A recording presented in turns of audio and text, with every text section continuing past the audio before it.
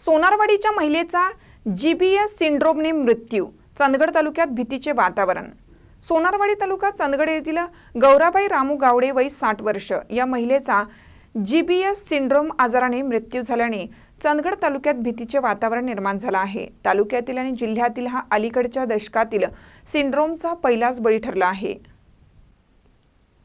गौराबाई गावडे या 8 दिवसापासून आजारी होत्या। प्रकृती अधिकच खालावल्याने त्यांना सीपीआर रुग्णालयात दाखल करण्यात आले होते, मात्र उपचारात जराही प्रतिसाद मिळत नव्हता। अखेर गुरुवारी सायंकाळी त्यांची प्राणज्योत मावळली। त्यांच्या मृत्यूने सरकार अलर्ट मोडवर आलं असून आरोग्य मंत्री प्रकाश आंबेडकर यांनी गंभीर दखल घेत आरोग्य अधिकाऱ्यांना सूचना दिल्या। गावडे यांना रुग्णालयात दाखल केल्यानंतर सीबीएस सिंड्रोम झाल्याचे अहवालात स्पष्ट झालं होतं। आणखीन 7 रुग्ण उपचार घेत असून त्यांची प्रकृती ठीक असल्याचं समजतं।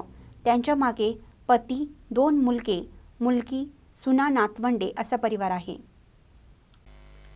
ताज्या बातम्यांसाठी महान करेला सबस्क्राइब करा आणि बेल आयकॉनला क्लिक करा।